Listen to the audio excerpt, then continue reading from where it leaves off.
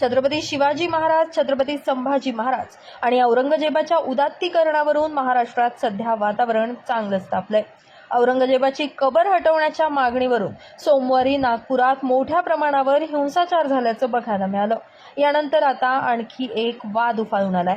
ओडिशातील बारगड येथील भाजप खासदार प्रदीप पुरोहित यांनी अर्थसंकल्पीय अधिवेशनामध्ये भाषण करत असताना पंतप्रधान नरेंद्र मोदी यांची छत्रपती शिवाजी महाराजांसोबत तुलना केली आहे. भाजप खासदारांच्या या विधानामुळे विरोधकांसह शिवप्रेमींनी संताप व्यक्त केला असून त्यांच्या वक्तव्याचा कोपरगाव शहरातील सकल मराठा समाजाच्या वतीनं भाजप खासदार प्रदीप पुरोहित यांच्या फोटोला चपलांचा हार घालून अतिशय तीव्र स्वरूपात निषेध व्यक्त करण्यात आलाय. शिवद्रोही कोण? आजपर्यंत हे भारतीय जनता पार्टीचे हुशार जे प्रवक्ते जे वक्ते आहेत, विरोधी पक्षातील नेत्यांना शिवद्रोही म्हणून या भारतीय जनता पार्टी महाराष्ट्रामध्ये विरोधी पक्षाची प्रतिमा मलिन करत आहे. जर बघितलं तर खरे शिवद्रोही हे भाजपवाले.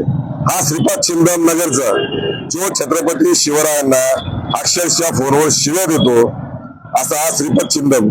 त्याच्यानंतर विनोद तावडे जे छत्रपती शिवरायांच्या पुण्यतिथीला ढोल वाजवतात. जे आपले महाराष्ट्राचे राज्यपाल होते भगतसिंग कोश्यारी, ते म्हणतात की छत्रपती शिवराय हे जुना आदर्श होते, आता नवा पिढीला आदर्श नाहीये.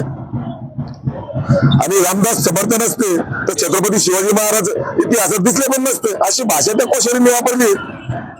त्याच्यानंतर तो भाजपचा खासदार सुधांशु त्रिवेदी तो म्हणतो औरंगजेबाची 5 वेळा माफी छत्रपती शिवरायांनी मागितली.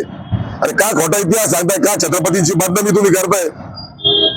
छत्रपतींची आजपर्यंतची बदनामी झाली ना, ती आता इथून पुढे खपवली जाणार नाही. आणि हा परत एक नालायक, हा भडवा, हा भाडकाऊ खासदार मी तो म्हणतो भाजपचा, हा परत बराला छत्रपती शिवरायांबद्दल. याला हा जो या ओडिशामधून खासदार येतो त्याच्या कुठला पहाडी वाटा, त्याचा एक साधू संत आहे, पण त्या बाबाजीचा पाया पडतो. त्या बाबाजीने याला सांगितलं छत्रपती शिवाजी महाराज म्हणजे आजचे मोदी आहे, म्हणजे मोदींचा पुनर्जन्म छत्रपती शिवाजी महाराज होते. अरे लाज वाटते का? लाज हराम करून तुम्हाला कोणाची तुलना कोणाशी करतात? अरे कुठे छत्रपती शिवाजी महाराज होते? 18 पगडचा ती 12 बलुतेदारला घेऊन हा महाराष्ट्राने अखंड हिंदुस्थान उभा केला. आणि कुठले आताच्या सत्तापीपासून नरेंद्र मोदी जातीपातीमध्ये वाद लावतात आणि सत्ता मिळवतात. अरे ही कालची नागपूरची दंगलबाग आहे. बोलणारे कोण आहे? भारतीय जनता पार्टीचेच. ते मागण्याचं पिल्लू, नारायणाचं पिल्लू, तो नितेश राणे. तो काय भाषा वापरतो? कशाला? अहो दैनंदिन एवढे प्रश्न आहे माणसाच्या जगण्याचे आज, आणि कशा करता तुम्ही ती औरंगजेबाची कबर खोडून काढतात? काय फायदा होणार आहे? काल दंगल झाली, आमचे शेकडो पोलीस बांधव, आमच्या पोलीस महिला असतील त्या जखमी झालेत. शेकडो लोकांचे, तो कोणता जातीचा होता माहित नाही, पण दंगलीमध्ये प्रत्येक जातीच्या दुकानदाराचं नुकसान झालं. प्रत्येकाच्या डोक्यात दगड लागला. या नितेश राणेला पहिले जायबंदी करा.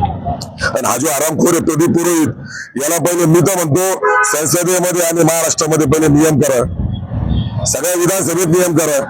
जो कोणी छत्रपती शिवाजी महाराजांबद्दल, जो कोणी छत्रपती संभाजी महाराजांबद्दल, जो कोणी विश्वरत्न डॉक्टर बाबासाहेब आंबेडकरांबद्दल, कुठलेही महापुरुष असू, कुठल्याही महामाता असू, यांच्याबद्दल जर त्यांनी शब्द वापरला आणि त्यांची तुलना जर आजच्या पिढीशी केली तर ही इथून पुढे खपवून घेऊ नका. त्याला जायबंदी केल्याशिवाय त्याला सोडू नका.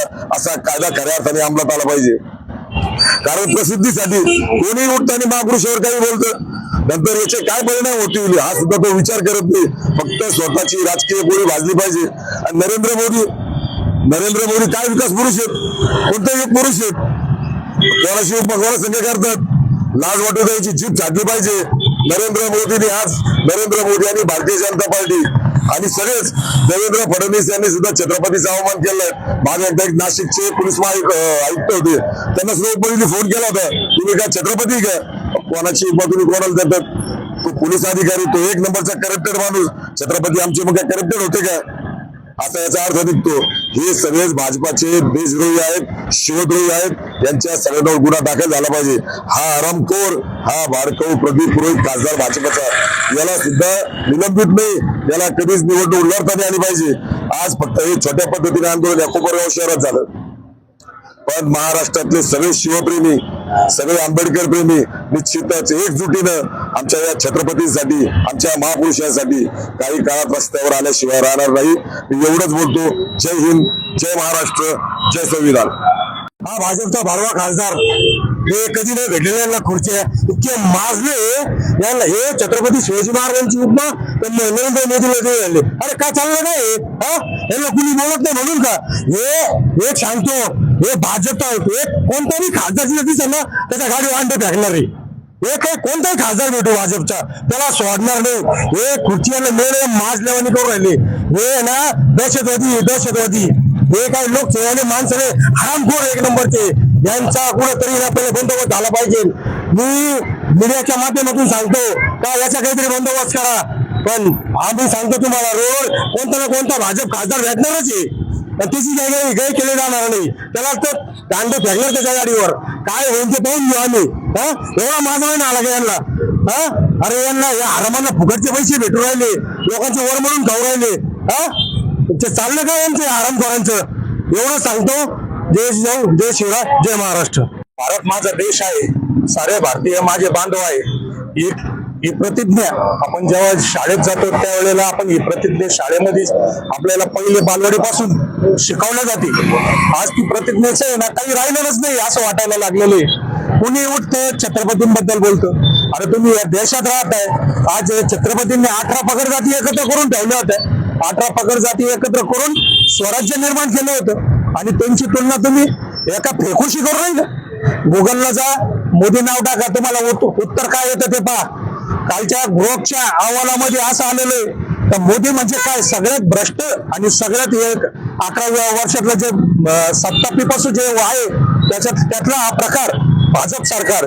त्याच्यातला या आरामखोर हा कुठला ओडिसाचा कधी न खुर्ची मिळाली सत्य करता भावना लोकसभेमध्ये बोलतो. काय चालवलं काय वाचावीरांना पहिलं आवडा आणि आमच्यात तुम्ही दंगली चालवलेले आहे ना या सगळ्यात पहिले थांबवतो.